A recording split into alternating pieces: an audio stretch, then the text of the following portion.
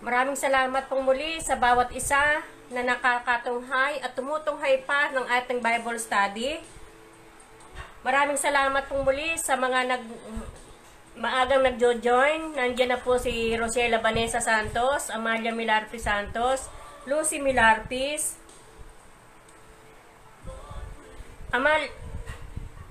Teresita Milarpis, Jocelyn Milarpis, Sherwin Castro, Felix Milarpis, Evangeline Milarpis de la Peña. Nandiyan na rin po si Marciana Pajardo, Chileni Cruz.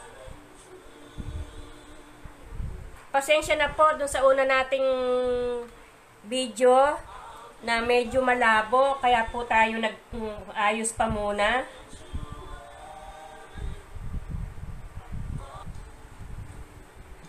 Yan lang po. Okay.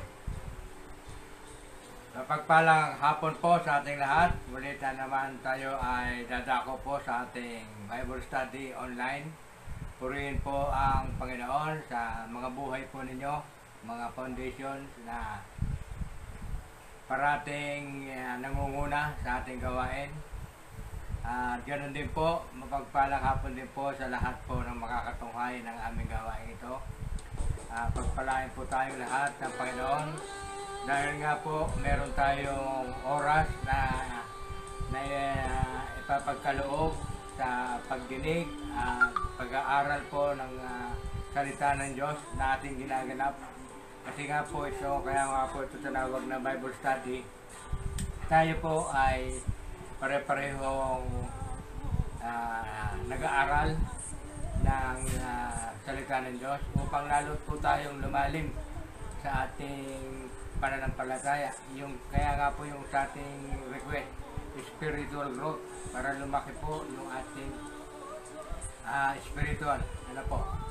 Yung paratihang pakikinig at pag-aaral po ay nagdudulot po ng continuation ng ating koneksyon sa Panginoon. Kasi nga po, pag wala ito, kung wala pong araw ng linggo na pananambahan, wala pong araw ng biyernes na prayer meeting, ang tao ay kumbaga sa nagkakaroon ng gap.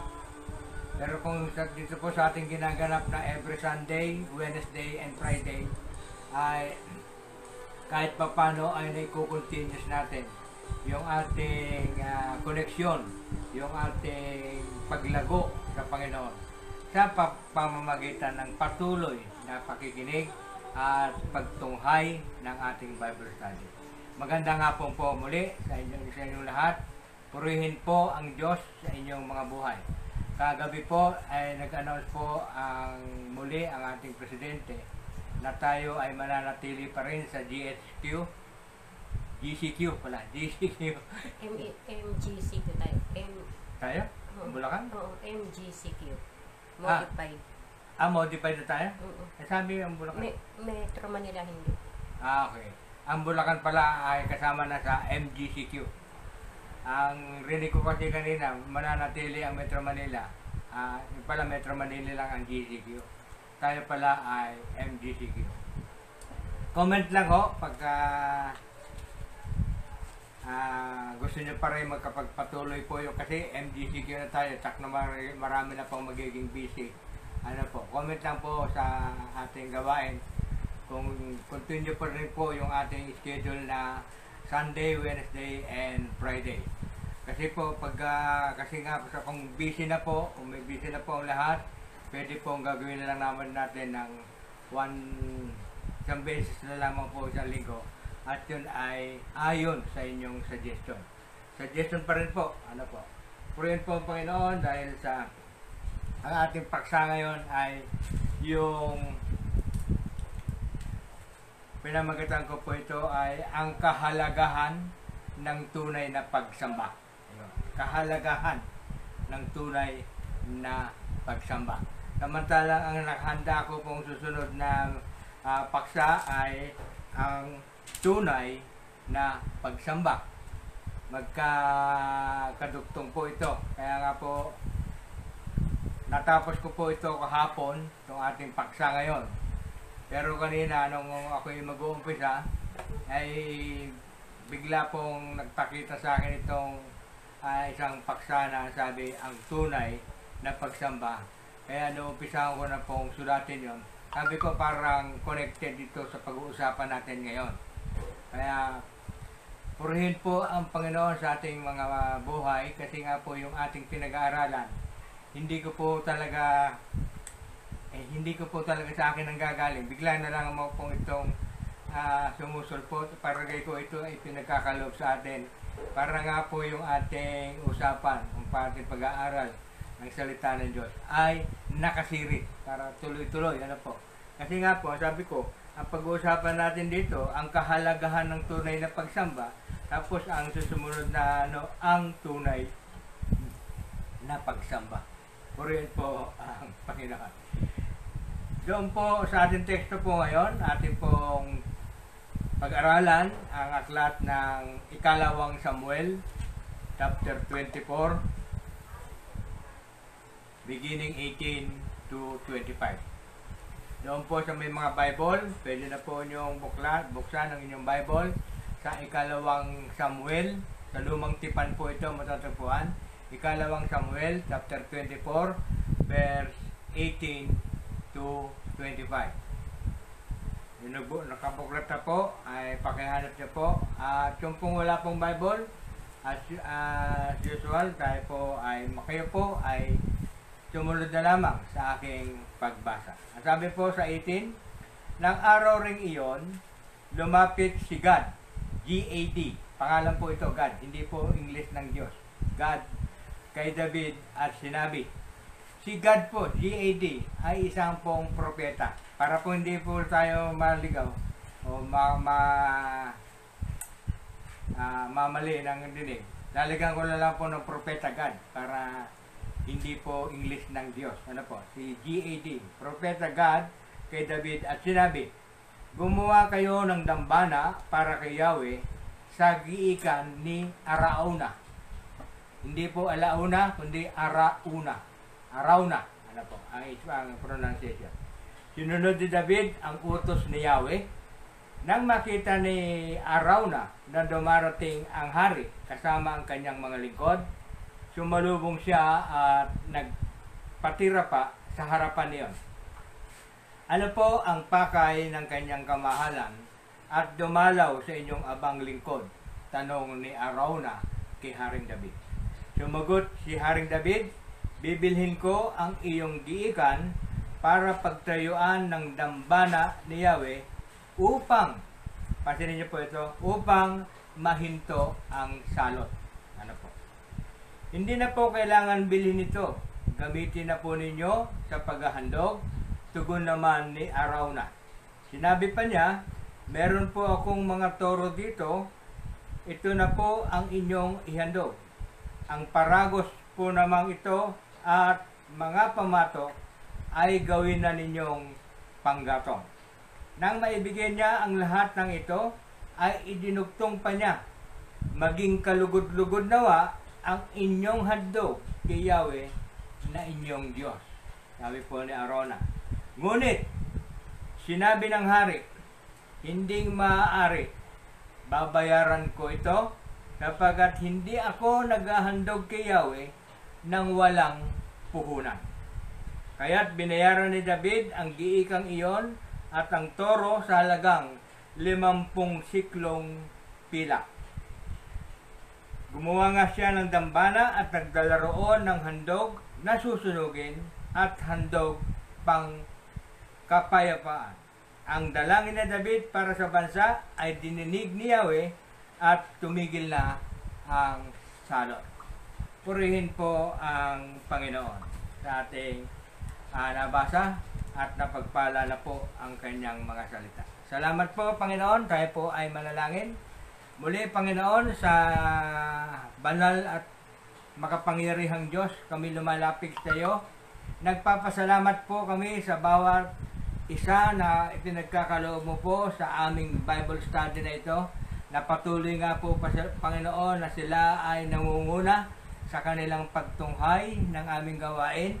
Ang Milarpis family at ang kanilang kaanak na si Juby Quinjo, si Lenny Cruz at Marcia Pajardo. Ganon din po, Panginoon, sa lahat po ng nakatunghay at tumutunghay at tutunghay pa ng gawain ito, ay itinataas ko nga po sila sa iyo, Panginoon, na hawakan mo po ang kanilang mga puso, mga isip, at damdamin upang, Panginoon, sa kanilang maririnig, Panginoon, ay ganap nilang maunawaan ang iyong mensahe at kung ano po, Panginoon, ang iyong tagubilin para sa amin na sumusubaybay at nananampalataya sa iyo. Panginoon, sa hapong pong ito, tinataas namin sa iyo ang gawain namin ito. Hawakan mo po ang lahat ng gadget ng bawat isa, ganun din po sa aming gadget, para po maiwasan po ang kaabalahan. Ganun din po, Panginoon, dalangin namin na ikaw, Panginoon, ang isang mataas at mahayag sa aming kalagitnaan. Tunay nga po, Panginoon, na ang papuri at pagsamba ay sa iyo lamang. Salamat po, Panginoon. Ito po ang sama namin dalangin sa pangalan ni Jesus. Amen. Purihin po ang Panginoon. Bago po tayo pumunta sa ating pag-aaralan, at usual, meron po ako laging introduction. Amen.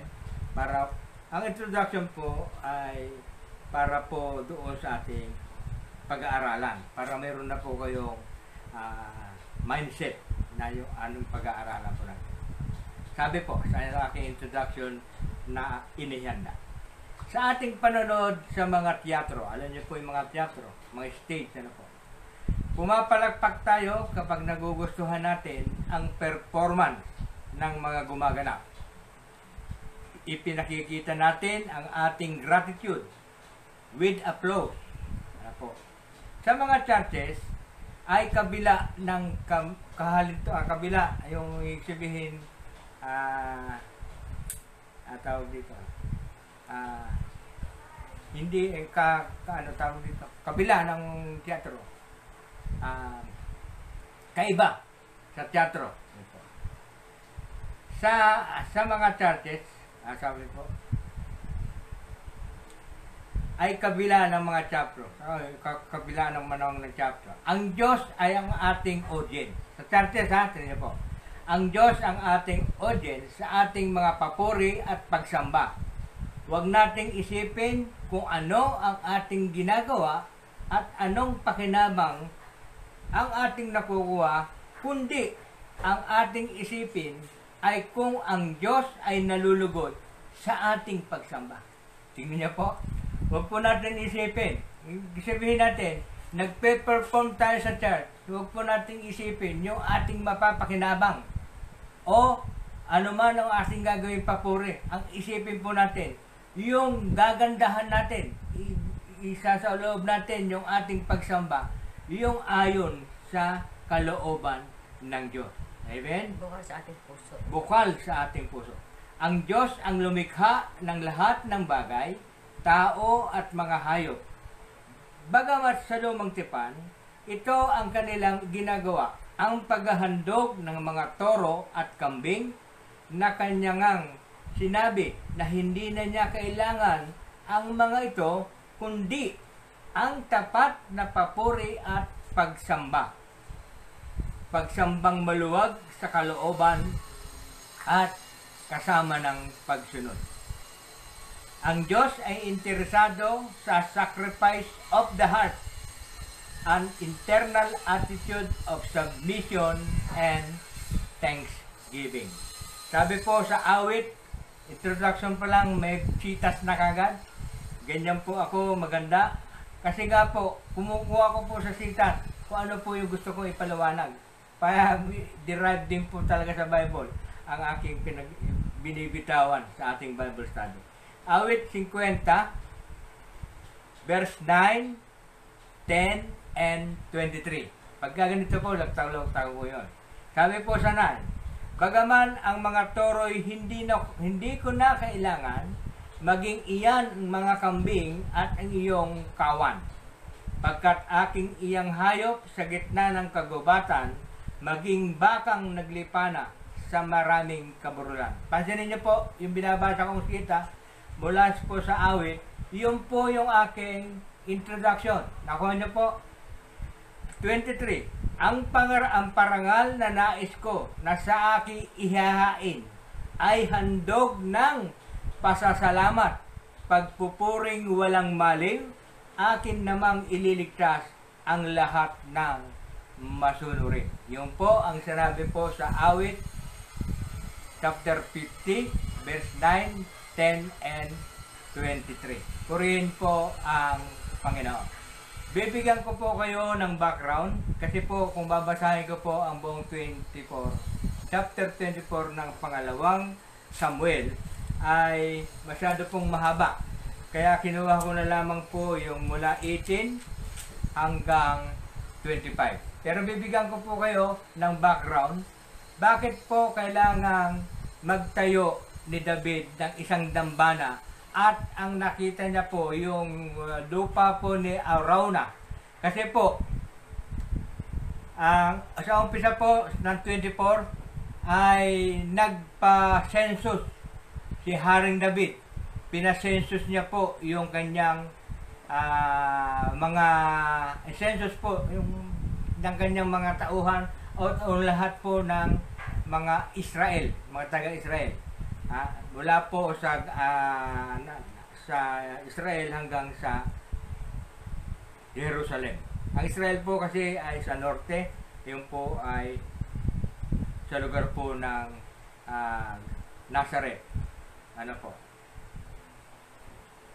Purihin po ang Panginoon. Ito nga po, babasahin ko na po yung background para hindi po ako, kaya nga po gusto ko isulat para wala akong mamimiss. Ano po? Ang pagtatayo ng dambana para kay Yahweh ay upang mahinto ang parusa ng Diyos sa nagawang pagkakasala ni David.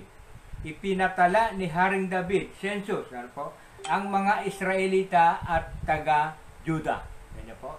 May pagkakataong ginagamit ng Diyos si Satanas upang isakatuparan ang banal niyang layunin sa pagpapahintulot kay Satanas na subukin ang bayan ng Diyos. Katulad po ng nangyari kay Job, sabi niya po, sinabi ni Yahweh kay Satanas, o sige, gawin mo ang gusto mo sa kanyang ari-arian. Mababasa po ito sa Job 1 verse 12. Huwag mo lamang siyang sasaktan. At si Satanas nasa harapan ni Yahweh. Hinayaan ng Diyos si Satanas na tuksuhin si David dahil, ito naman po yung kay David na, hinayaan na ng Diyos si Satanas na tuksuhin si David dahil sa pagmamataas at kawalan ng pagtitiwala ni David sa Diyos. Sa sariling kalooban ni David ay sangkot sa pagkakasala. So po, yun po yung mababasa po sa aklat ng 2 Samuel, pangalawang Samuel, chapter 24, at ito po ay mababasa po natin sa aklat sa verse 3 and 4. Kung babasahin niyo po, papansinin niyo po, kung may Bible po kayo, binabasahin niyo po, yung chapter 24 verse 1. Yan po ha. Dumating ang panahong nagalit na namuli sa Israel si Yahweh. Bakit kaya nagalit? Tanong natin. Ginamit niya si David upang sila'y parusahan. Wika niya, itala mo ang lahat ng mga Israelita at taga-Juda. Matagal ko po itong binabasa, ay papatala, inutos ng Diyos. Ano po? Ipatala, tapos nagkaroon ng kaparusahan si David. Ano po? Pero kung ito po ay ikukumpara po natin sa aklat ng unang kronika, katulad din po ng kwento ito doon po sa 2 Samuel chapter 21, ano po sabi po, verse 1. Unang kronika chapter 21 verse 1. Ibig giluhin ni Satanas ang Israel, kaya inudyokan si David na magsenso. Tingnan po, ibang account, pero ang totoo po,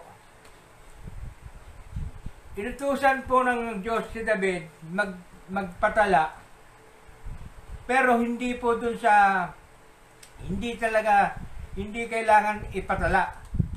Kasi nga po, gusto ni David na magyabang. Yun po ang the best, yun po yung pinaka pinaka-diwa ng ating pinag-uusapan dito.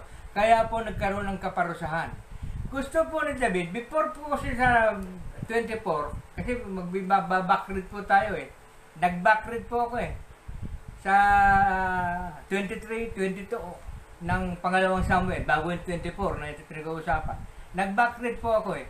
Kasi po, si David ay nakabuo ng 30 magigiting na kawal. Ano po? At isa nga po doon, si Banaya. Si Banaya, tungkod lang ng isang pamalo lang. Nagpadaos-dos pa sa yelo yun.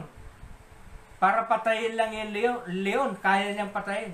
Yung ibang mga leader nila, malalaki naging kalaban nila, nakipagharapan, espada, natalo nila yung malalaking kalaban. Ibig po sabihin dito, si David ay nakabuo ng intelligent people, o intelligent niyang mga alagad, na yung mga great army niya, ano po. At yun nga po, ay gusto niyang ipatala kung nabawasan ba yung akin. Parang pag ganun po ang dating, ano po, nabawasan. Hindi po nababawasan ang aking mga tauhan. Kasi nga po, ang mga yan ay pinili ko at sila po ay magigiting. Andun po yung pagka-humble, ay pagka-proud ni Haring David. Kaya nga po doon, sabi, sige, magpatala ka, sabi ng Panginoon. Pero, on the other side, sabi, talagang tinukso ng dyablo si David. Sige, patala mo nang malaman ng mga tao.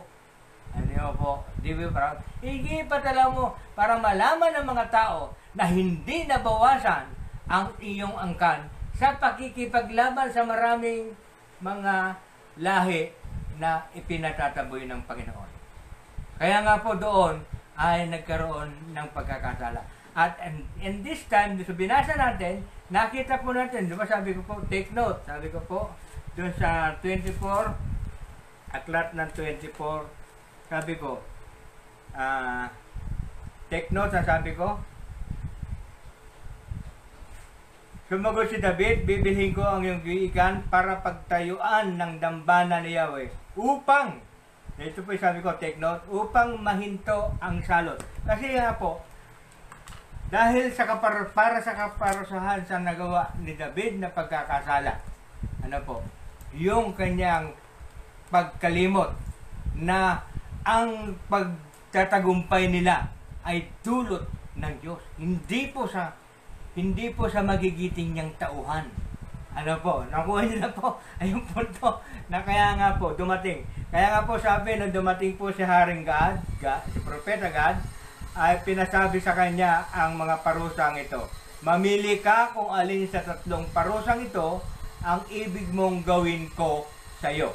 3 taong tagutom sa iyong lupain, o 3 buwang pag-uusig ng iyong mga kaaway, o 3 araw na salot.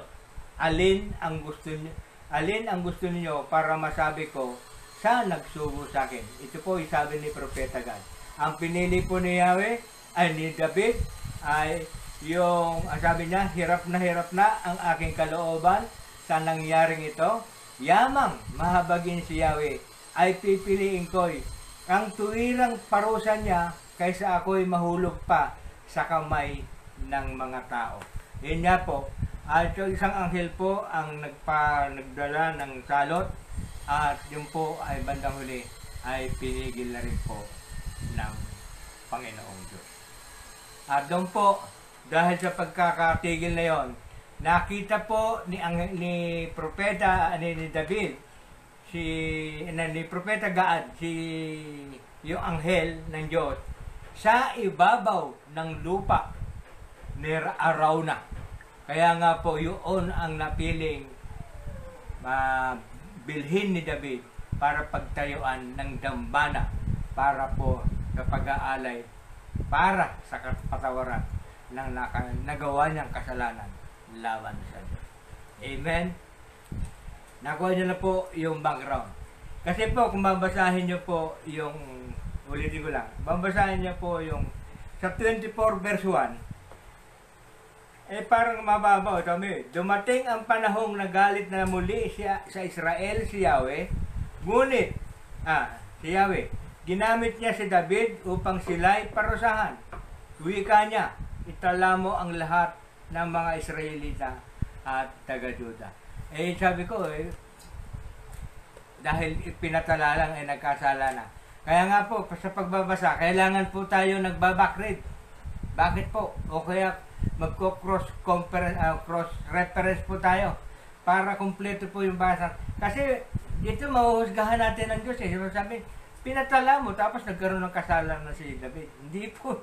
Kaya nga po, malalim po yung pag-aaral natin Kaya nga po, dapat dito, nalaman mo natin. Dahil sa ating pagre-research, pagbabackread, doon po natin malalaman na kaya po pala pinarusahan ang Israel dahil sa pagkakasala. Yung pagiging proud, naging malaki, lumaki ang ulo ni Haring David. Matatalo namin ang mga tauhang, mga kalaban namin dahil sa magigiting ko. Nakakalimutan niya. Matatalo ko ang mga kalaban ko dahil sa Diyos. Yun po dapat ang katwiran ni Haring David. Amen? Ganda ko na tabo tayo sa ating pag-aaral. Yun na nga po, ay dalawa lamang po yung ano natin, article po natin ngayon. Sapagkat, maaari naman niyang labanan ang tukso, sabi po dito, yung si Satanas. Yun po yung ating background. Ang galit ng Diyos ay nahamon lamang kung ang mga tao ay nagkakasala at nakagagawa ng bagay na nararapat sa parusang ito. Ang kalikasan ng kasalanan ni David ay maaaring pagmamataas, sabi ko na nga ba, na nahayag sa kanyang pamumuno sa isang bayang makapangyarihan at binubuo ng napakaraming mga tao at sa kanyang pagmamataas sa sarili at pagyayabang dahil sa mga dakilang bagay na kanyang ginawa at sa kanyang lakas. Niluwalhati na David ang kakayahan ng tao at ang malaking bilang sa halip na ang kapangyarihan at kabanalan ng Diyos. Yung yan po, yung ating background. Pinaliwanag ko na, nakasulat na pala. Purihin po ang Panginoon. Ngayon po, ang ating exhort po ay binasa po natin yung ating teksto. Umpisa po sa 18. Pero po ang ating i-exhort ay ang exhort po ay ang talata 21 hanggang 22. Yun po yung nasa first article na aking inihanda. Ano po sabi po ng verse 21 and 22? Ano po kaya ang pakay ng kanyang kamahalan at dumalaw sa inyong abang lingkod? Tanong ni Arauna. Sumagot si David, bibilhin ko ang iyong giikan para pagtayuan ng dambana ni Yahweh upang mahinto ang salot. Verse 22, hindi na po kailangan bilhin ito, gamitin na po ninyo sa paghahandog. Tugon naman ni Arauna. Sinabi pa niya, meron po akong mga toro dito, ito na po ang inyong ihandog. Ang paragos po namang ito at ang mga pamatok ay gawin na ninyong panggatong. Yun po yung sa 21 and 22. Ito po ay pinamagatan kong ang bukas sa kalooban ni Arauna na maghandog sa Diyos. Tingnan po, yung ginawa niya, kahit na hindi bilin ni David yung kanyang lupa at mga alaga pang hindi lupa na pagtatayong dambana, ay inoffer niya pa yung toro at inoffer niya pa yung mga pamatok, yung mga pagkondito ng sa toro. Gawin niyo ng panggatong. Ano po? Ay isang bukas na isa pong halimbawa sa ating pagsasamba. Yung po tayo ay tumutulong para po yung ating mga kapwa ay makapanambahan. Isa pong example dito. Isang kaparaanan na tayo pong nakakilala sa Panginoon. Maging daan tayo para sa iba. Para sila ay makapagsamba, makapagpasalamat sa Diyos. Katulad po ng ginagawa ninyong pagsishare ng ating gawain. You see?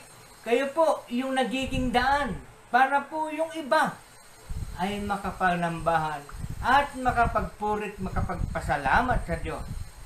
kayo po yung nagiging daan. Kung ano po yung ginawa ni Arauna, ano po, bihira po yun. Ibibigay mo. Marami pong sa amin pong mga churches, mga kasamaang pastor. Marami po kami mga churches. Ano po, karamihan, donated po yung bahay, ay yung lupa na pagtatayuan ng churches. May mga tao pong gano'n. Purihin po, Panginoon. Kasi nga po, gagamitin po para sa layunin ng Diyos. Nakuha niyo po yung punto ko. Yung attitude ni Arauna. Na po? Yung attitude niya. May mga taong nag-donate ng lupa. O, ito po, pastor. I-donate ko po sa inyo ang lupa na ito, pagtayuan. Yung aking pong kaibigang pastor sa Northville, Malolos, nagpapatayo na po ng building. Ang laki po ng building. Ano niya po? Yung po ay donated. Donated ng isang tao. Nag-donate na isang tao. Why? Kasi po, gusto po ng tao na yun na maraming makapananambahan, maraming tao makapagpapasalamat sa Diyos at lalapit at magpupuri sa Kanya dahil sa lupa na yun. Amen? Nakuha niyo na po ang punto. Amen. Tingnan po, sa atin, wala tayong lupa. Wala tayong lupa. Pero, magagamit tayo para maging daan para sa iba. Para sila ay makapanambahan ng tapat sa Diyos. Nakuha niyo na po ang punto. Kaya nga po, references na lang po ang babasahin ko. Naipaliwanag ko na po ang lahat. Sabi po sa Romans 15 verse 2, bigyan natin ng kasiyahan ng ating kapwa kung ikabubuti niya upang lumakas ang kanyang pananampalataya. Amen.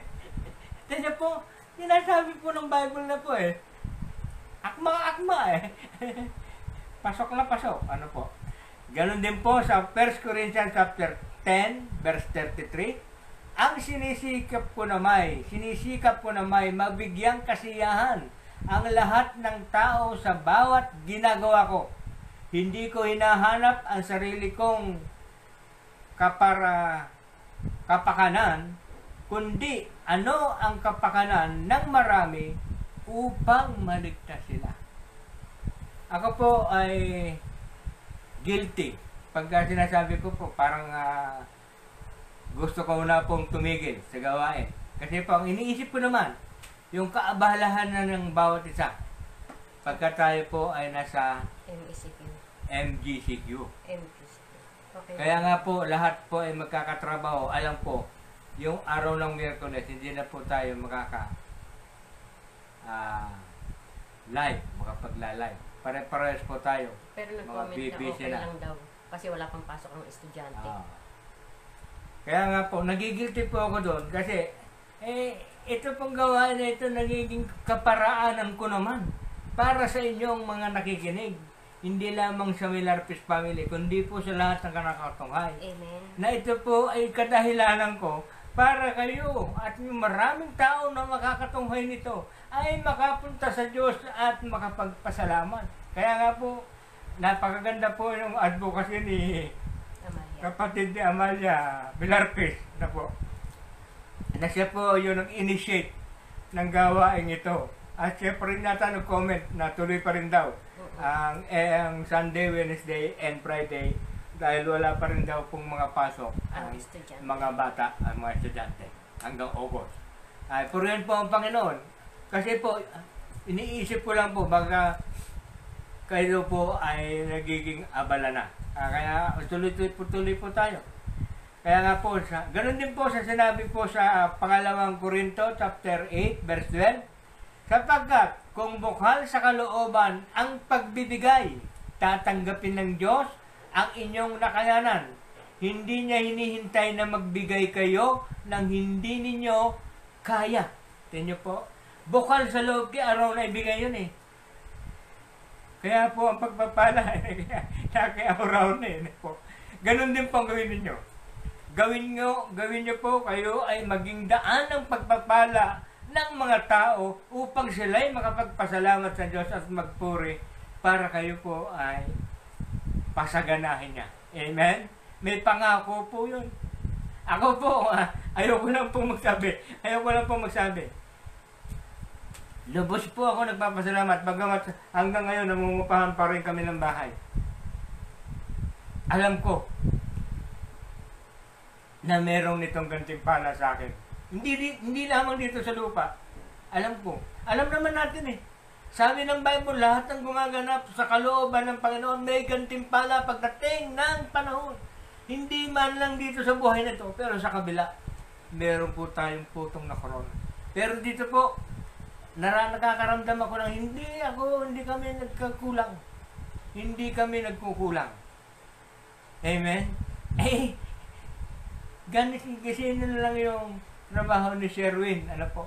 Siya na lang halos lahat. Bahay, kuryente, tubig. Lahat pa nang telepono, ang internet. Si Mark ay nakapagpapadala, nakakatulong ng kano. Kaya lang, gansin na lamang po yun. Pero, hindi kami pinagkukulang. Kasi nga po, nasa pagtitiwala sa Panginoon. Amen. Hindi ka bukulangin. Pag ikaw ay nagtitiwala sa Panginoon, darating yan. Darating yan. Hindi nga lang luxury. Hindi nga pinag-aralan natin, tapon natin yung luxury. Huwag nating hangarin yung luxury. Kasi hinahanap natin luxury. Alam niyo po, mahirap pa nga yung pag-araw-araw lechon eh. Masama sa puso. High blood. Puputokan kayo ng bato. Mayroon pa yung gulay-gulay, isda-isda. Napakasarap. Ano po? yan po ay magandang aral. Ano po? Pero yun po, Panginoon. Kaya nga po, yung ginawa po ni Arona, isa pong example na maganda pagkatuunan. Ano po, ganun din po sa Awit, chapter 51, verse 18 and 19. Ito na po ang huli pong reference para po kay tungkol po kay Arona, ang bukas na kalooban ni Arona sa paghandog sa Diyos. Awit 51, verse 18 and 19, iyong kahabagan, O Diyos, ang Sayon, iyong Jerusalem ay muling ibangon. At kung magkagayoy, ang handog na haing dala sa dambana, torong susunugin, malugod na ito ay iyong tanggapin. Purihin po ang Panginoon. Doon po, yun po yung sinasabi ko. Nauna po yung aking conclusion tungkol po sa bago po tinapos. Kaya nga po, yung napakaganda po na example, na tayo po ay magiging daluyan ng pagpapala para sa iba. Yun po ang aral doon. Pangalawa, ating pong article number 2. Matatapos po tayo. Patagal, pasigil po doon sa background. Dapat po kayo medyo oras pa lamang. Tayo po ay nasa 30 minutes na po. Ang paghahandog sa verse 24 and 25, babasahin ko po. Bago basahin yung aking nakanda. Ang sabi po sa 24, ngunit sinabi ng hari, hindi maaari, babayaran ko ito sapagkat hindi ako naghahandog kay Yahweh ng walang puhunan. Kaya't binayaran ni David ang giikang iyon at ang toro sa halagang 50 siklong pilak. Gumawa nga siya ng dambana at nagdala roon ng handog na susunugin at handog pang kapayapaan. Ang dalangin ni David para sa bansa ay dininig ni Yahweh at tumigil na ang salot. Amen. Dahil nga po sa paghahandog na yon na ginawa ni David ay nahinto na po yung salot. Purihin po ang Panginoon. Ito po yung aking mga paliwanag. Verse 24 and 25, introduction muna po. Ang paghahandog sa pagsamba ay kinapapalooban ng sakripisyo at nangangailangan ng bukal sa loob at hindi maikokompromiso ang buhay at ari-arian ng iba. Tama. Nakita at batid ni David na ang pag-aalay ng pagsamba na walang hirap ay walang halaga. Kahit nagkasala si David, alam niya na kailangang hindi masasangkalan ang kanyang pananalig sa Diyos sa pagkabulag na dulot ni Satanas. Ang pagtalikod sa sarili at ang kusang loob na pagdurusan ng dahil sa kabanalan ay mga prinsipyo sa kaharian ni Kristo. Pansinin niyo po, yung iba, nakikita po natin na noong araw po, meron kaming member. Dahil po siya po ay nagtitinda ng damit, ay pag-araw po ng linggo ay tiyanggi. Mabiling araw po pag-araw ng linggo. Bagamat siya ay medyo may kakayanan. Ano po ang ginagawa niya? Naghanda po siya ng envelope. Pinapadala po niya yung kanyang tithe and offering. Pakidala lang po ito sa church. Hindi po kasi ako makakata. Sayang po kasi yung bente. Mga dahilan, ano po. Ano palagay nyo? Napagpala. Napagpala po ba siya ron? Hindi po kailangan ng Diyos. Sabi nga yung toro na susunod. Ang kailangan po, yung tapat na pagsamba. May sakripisyo. Ano po? May kailit bayaran. Babayaran mo hindi libre. May effort. Yun ang pinaka-ano doon. Yun po yung pinaka-ano. Ang pagsamba natin, may effort yan. Hindi po, Lord, thank you. Lord, I praise you. Tapos na. Hindi po. Hindi po ganon ang hinahanap ng Diyos sa atin. Porque ba nakapagpadala tayo ng tayo sa offering, okay na hindi na umaten? Kasi niyo po, nasa ng effort doon. Ang effort, mamaya po, pag-aralan po natin. Ang effort po kasi, kailangan marubdob o bukal sa loob mo na ikaw ay haharap upang sumamba. Hindi nga lang po araw ng linggo. Kahit hindi po araw ng linggo. Araw-araw po sumasamba tayo sa pananalangin. Meron po ba kayong devotion time ting umaga pagkagising? Ang devotion time po ay nagpapasalamat po tayo sa nagkaraang gabi na tayo ay muling ginising at idatalangin natin yung ating maghapon na namang gawain na tayo ay subaybayan ng Panginoon. Meron po kayong devotion na gano'n? Purihin po. Sana po magkaroon po kayo para po yung connection natin sa Diyos, yung tunay na pagsama. May effort yan. Ano po ang effort doon? Mag-set ka ng time. I-alarm mo ang cellphone mo. Gigising ka ng 4:30 para alas 5 makapagpupuri ka sa Panginoon. Amen? Effort. Hallelujah. Purihin po ang Panginoon. Kanina po, nananalangin ako. Nabalik po ako sa pagtulog. Pero hindi pa po nagre-ring yung ano ko. Nakatulog ako nung mag-ring. Hindi, naalala ko, ako pa rin nananalangin. Nakatulog po ako. Nagsasabi po ako. Kaya nga, nanalangin po ulit ako. Nambisahan ko po ulit. That is an effort. Amen. Ay, napakasarap po manalangin sa umaga. Kasama po kayo sa akin pinapanalangin. Purihin po ang Panginoon. Ito na po yung mga references ng pangalang verse 24 and 25. Pagkatapos po nito, tapos po tayo. Matthew chapter 5, verse 10 to 12.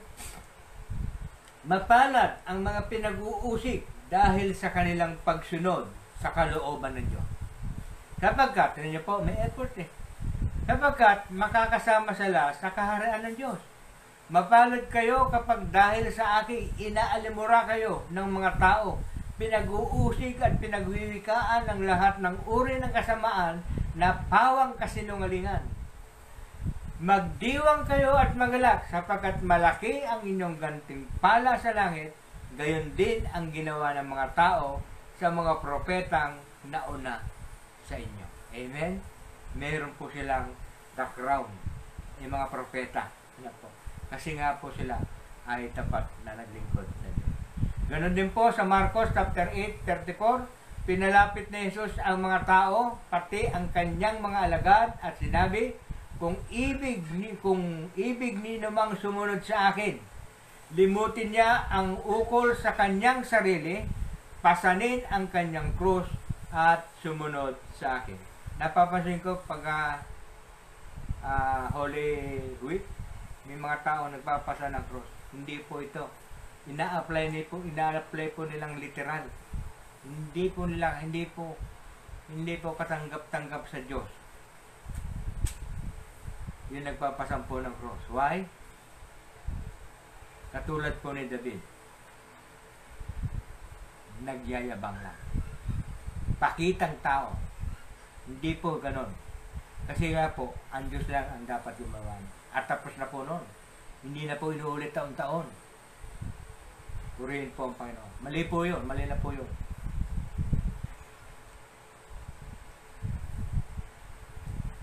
Kasi po, sa aral na ito, malalaman po natin bakit.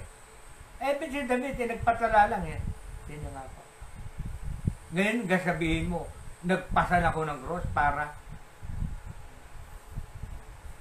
ginawa na po ng Diyos yun. Minsan lamang.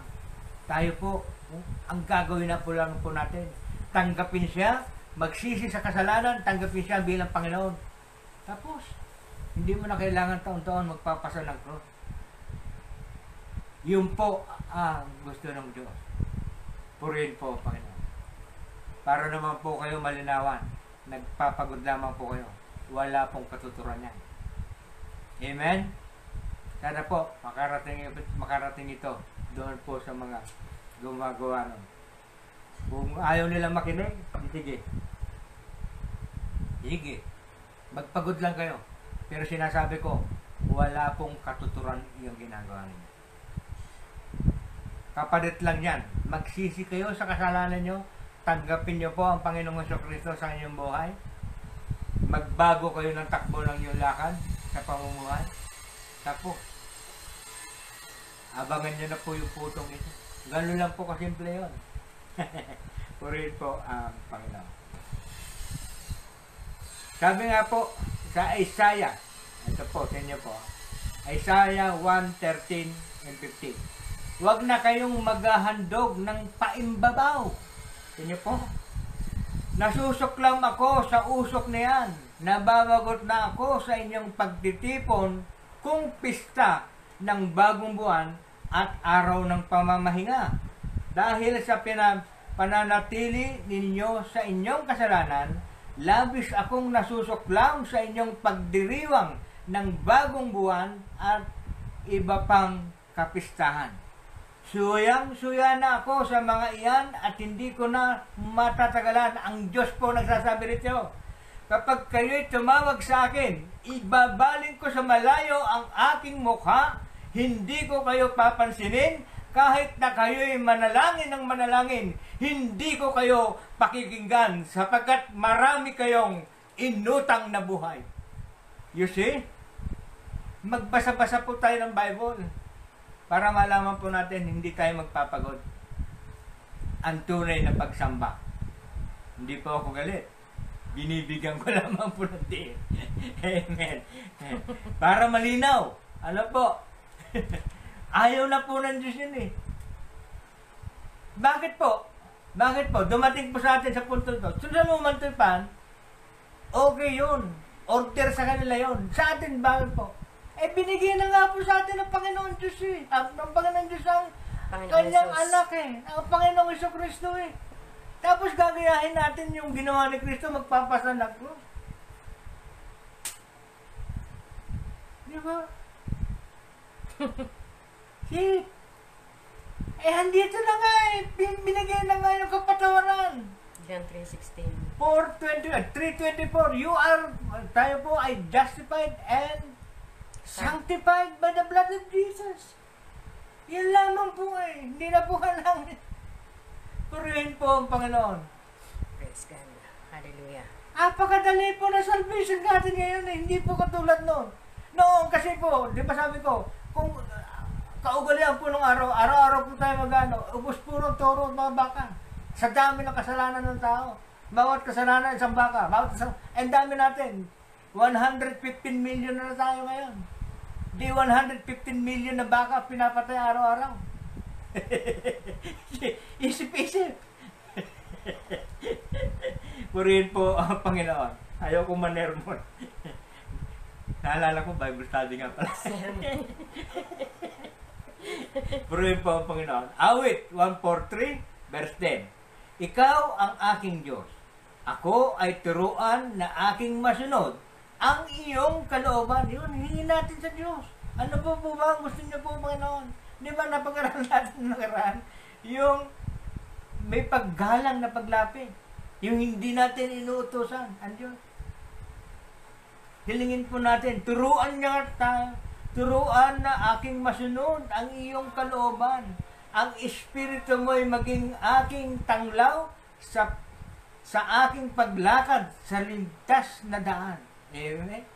Awit 40 verse 6, ang mga paghahandog, pati mga hain, at ang mga hayop na handang sunugin, hindi mo na ibig sa dambana dalhin, upang yaong salay iyong patawarin. Sa halip, ang iyong kaloob sa akin ay ang pangdinig ko upang ikaw ay dinggin. Sabi po ng awit 40 verse 2, sa 7, kaya ang tungon ko, ako'y naririto, nasa kautusan ang mga turo mo.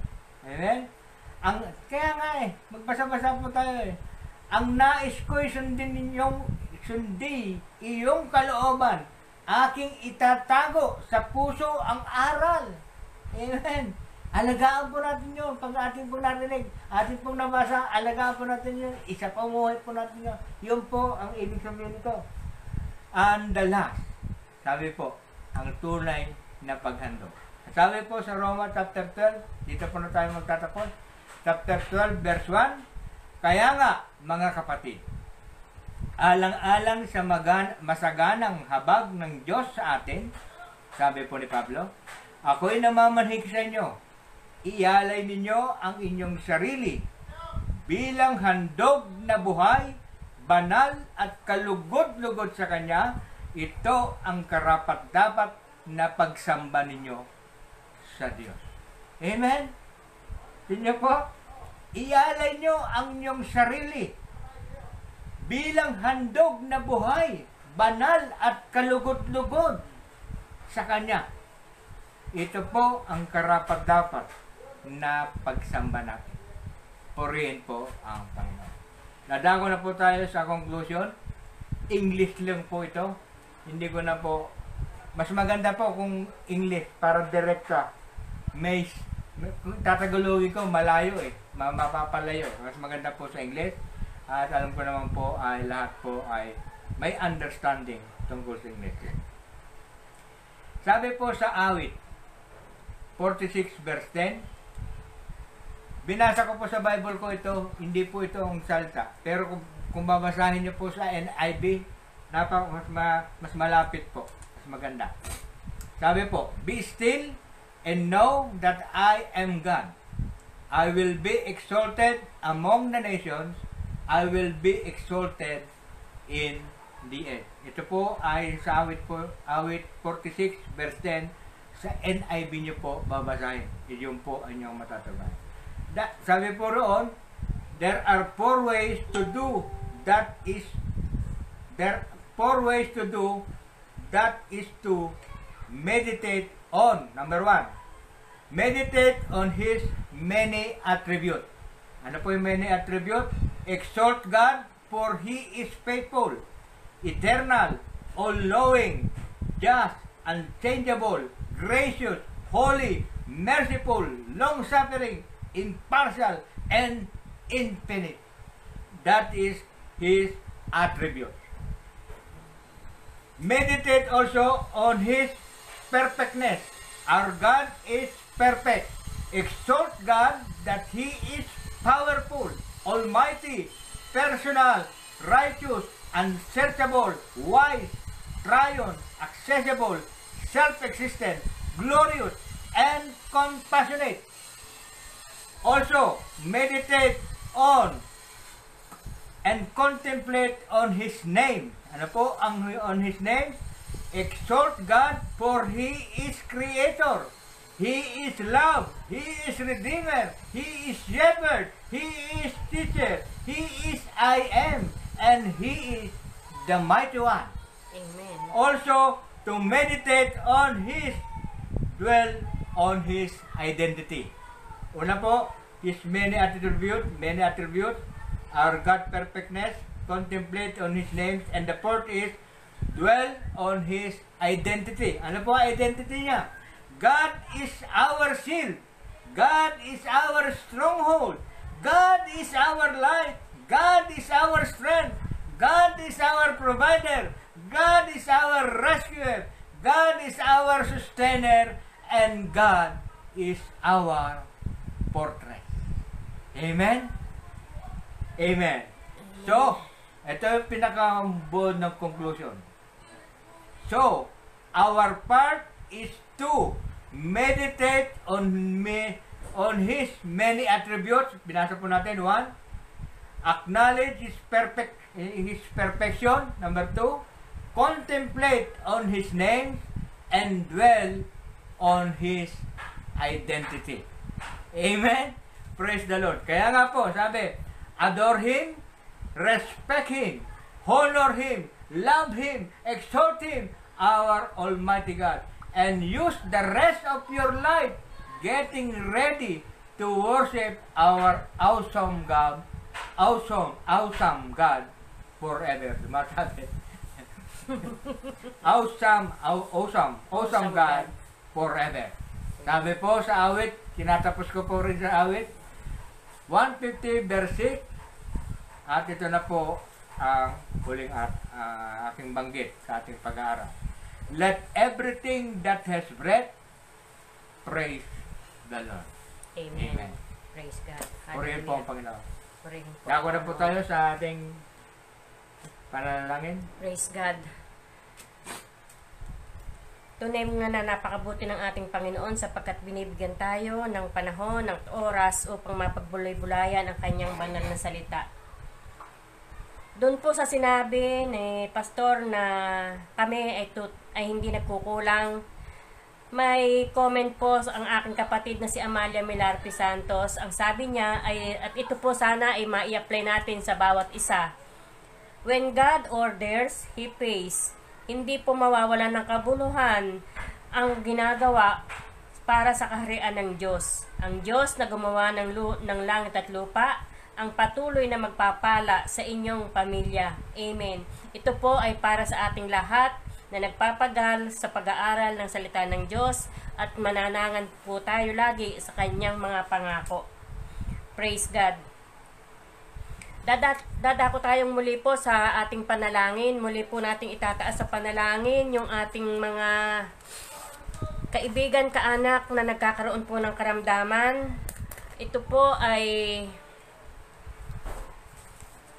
sila Remedio Santos at si Amabel Dalsten, na ito po yung lagi na sa prayer request ni Lenny, na si Remedio Santos po ay nagdadialysis. Gayon din si Francis Pulido, dialysis patient din po. Itong si Amabel Dalsten po, ito po ay mag-undergo ng kidney surgery. Nawa po ay maging matagumpay ang kanyang pagpapagamot. Gayon din ang patuloy na pag-iingat ng Diyos sa atin, sa bawat isa, na magkaroon ng pag-iingat po ng Panginoon ang sumaatin sa virus na dulot ng COVID-19. Gayon din po yung tuluyan ng mawala ito sa hindi lamang sa Pilipinas kundi sa buong mundo, sapagkat tunay na napakabigat na po ng mga pinagdadaanan ng bawat isa. Dito po sa Pilipinas ay 4 na buwan na halos. At sa lahat po ng naaabot at tumutunghay sa ating FB Live, itaas po natin sa Panginoon ang lahat ng ating mga concern. Gayon din po sa mga nakakapanood, sa mga shares nila Lenny Cruz na nasa Amerika, Lucy Milarpis na nasa Dubai, si Evangeline Milarpis, Bulacan, at si Dalia de la Cruz din po ng Bulacan. Gayon din po yung nababalitaan po natin na ang ating pong marami pong OFW na talagang nagkakaroon ng depression, gawa nga po ng sobra sigurong pag-iisip dahil nga yung iba nawalan nga po ng hanap buhay, yung iba naman ay iniintindi po yung kalalagayan ng pamilya na naiwan dito sa Pilipinas. At patuloy din po na sila ay magkaroon ng maayos na kalusugan at proteksyon para sa virus ng COVID-19. Sa Japan, sila John Patrick Castro, Gerardo Angelo Gaspar, Leonard Caparas, Juby Kinjo, J.R. Santos, Jesus Corpus Castro, Glenda Enriquez Yamaguchi. Sa Abu Dhabi, Marciana Pajardo at si Ricardo Singh. Sa USA po, Lenny Cruz and family at sa pamilya po ni Sarah Cruz. Gayon din sa Dubai, Lucy Milarpi. Sa Taiwan, si Andoria. Sa Middle East, Ed Cabrera, Cathy Cabrera, Jason Cabrera, Edwin Arnubit, Lynn Maglake, Marvin Pangilinan, Butch Gonzales. Sa Australia, si Jane Baniked and family at sa pamilya po ni Ate Ami Basco. Sa Italy, Danilo Apostol, Irene Apostol, Heidi Apostol, Lea Siganlay, Maribel Apostol at ang kanila pong mga pamilya. Gayon din po, ang concern po ng bawat isa na sa ating pong mga nagsisipag-join. Ito lamang po yung lumalabas sa na nagpi-feedback po sa ating gawain. Sila Rochela Vanessa Santos, Amalia Milarpis Santos, Lucy Milarpis, Teresita Milarpis, Jocelyn Milarpis, Sherwin Castro, Felix Milarpis, Kim Loren Ilustrisimo, Dayan de la Peña, Joshua de la Peña, Dalisay Castro, Evangeline Milarpis. Gayon din po sa mga concern nila Marciana Pajardo, Lenny Cruz, Glenda Enriquez Yamaguchi, Mean Rase Gonzales, Jane P. Castro, Dalia de la Cruz at Ricardo Singh. Gayon din po, yung pong mga lahat po ng naaabot at maaabot pa ng ating FB Live, atin pong itaas sa Panginoon ang lahat ng ating mga concern. Salamat po sa Panginoon. Purihin po ang Panginoon. Sana po ay meron sa ating Panginoon. Purihin po ang Panginoon. Nabasa na po ni Mrs. ang kanyang ating mga nag-join at ang mga request na panalangin para po sa mga kagalingan. Amen. Tayo po ay magkaisang manalangin. Sa inyo pong panalangin, isama po natin yung kahilingan po ng request sa kagalingan para po kay Remedio Santos, Francis Pulido. Tandaan niyo po yung pangalan. Remedio Santos, Francis Pulido, Amabel Dalsten na mag-undergo po ng kidney surgery. Bakit po? Bakit ko po sinasabi? Dalhin niyo po. Tayo po magdadala po nun. Kasi po, maganda po, marami pong nananalangin para sa kanila. Amen? Amen. Amen. Bakit po? Isa pa po. Dinadala ko po kayo para maging daan ng pagpapala. Diba? Diba? Okay, mananalangin tayo sa kapwa eh. Tayo po ay nagiging daan ng pagpapala ng Diyos. Amen? Ayaw niyo po? Di po ba? Purihin po ang Panginoon. Tayo po manalangin. Banal at dakilang Diyos na mga pangyarihan sa lahat. Kami po ay patuloy po nagpupuri. Nagpapasalamat po sa iyong kadakilaan. Tunay nga po, Panginoon, na napakabuti mo. Ikaw po ang Diyos na aming tinataas po sa oras pong ito at hanggang sa wakas ng aming buhay. Ikaw lamang, Panginoon, ang aming kikilalanin sapagkat ikaw ay makapangyarihan. Gaya po ng sinabi namin kanina na mga pangalan mo, maraming mga adjective, mga papuri ng mga pangalan mo, Panginoon, ay nabanggit. Ikaw nga po, Panginoon, ang siyang mahayag at matanghal sa aming mga buhay. Lord, salamat po sa iyong aral na pinagkaloob sa amin. Tunay nga po, Panginoon, na ito ay aming matutunan kapag ito nga po, buti nga po nabasa namin na hindi na po kami magpapasa ng krus, kundi kami na lamang ay lumapit sa iyo, humingi ng tawad, tanggapin ka namin, at ikaw ang siyang magpapatuloy na ikaw nga po, Panginoon, ang magpapala na sa aming buhay mula ngayon hanggang sa iyong pagbabalik. Salamat po, Panginoon, sa kaunawaan. Salamat po sa bukas puso at bukas isipan ng mga nakarinig na natunay nga po, Panginoon, na sa iyong pagpasan at pagkamatay sa krus ay sapat na at hindi na po mauulit. isang beses mo lamang pong ginawa yon, at yun po ay katuparan na po ng kapatawaran at pagkakaroon namin ng buhay na walang hanggan. Hindi na po namin kailangang magpatay ng mga hayop upang ihandog sa iyo, kapagkat nalaman din po namin na pag-aralan namin na ikaw ay sawang-sawa na at ikaw ay naiinis na sa lahat ng mga gawa ng mga ganon. Ang hinahanap mo lamang sa amin, Panginoon, ay ang tapat na pagsamba at papuri ay sa iyo. Salamat po, Panginoon.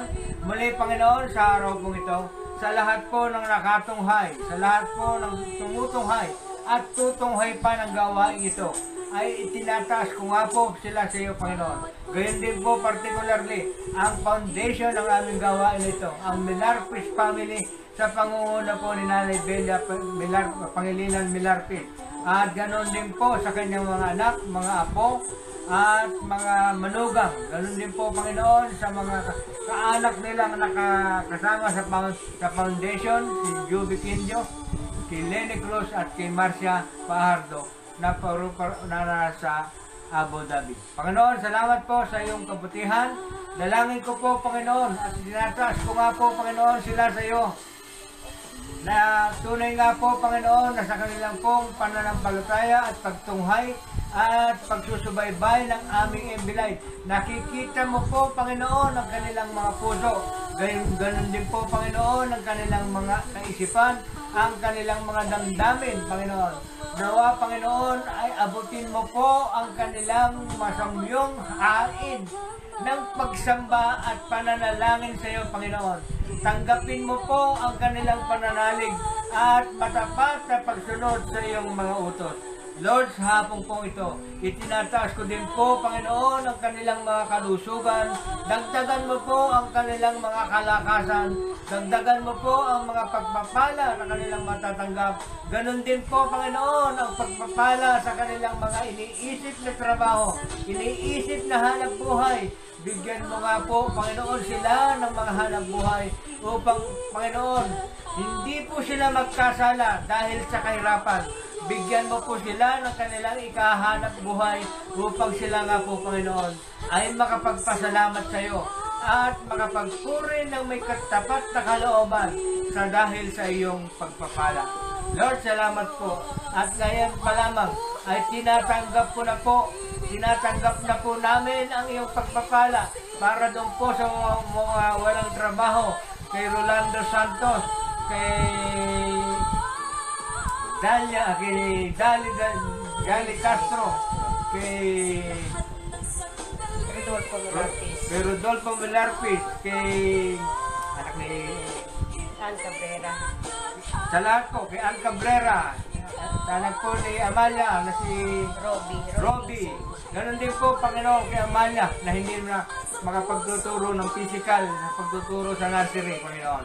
Lord, sa lahat po na walang mahanap buhay, Panginoon, bigyan mo po sila ng ikabubuhay po nila upang sila nga po, Panginoon, ay makapagtaguyod ng kanilang mga pamilya at hindi po hantong sa kanilang masamang hangarin at masamang hanap buhay. Lord, dalangin ko po, Panginoon, tinatanggap na po namin ang lahat ng trabaho, ipagkakaloob mo po sa kanila.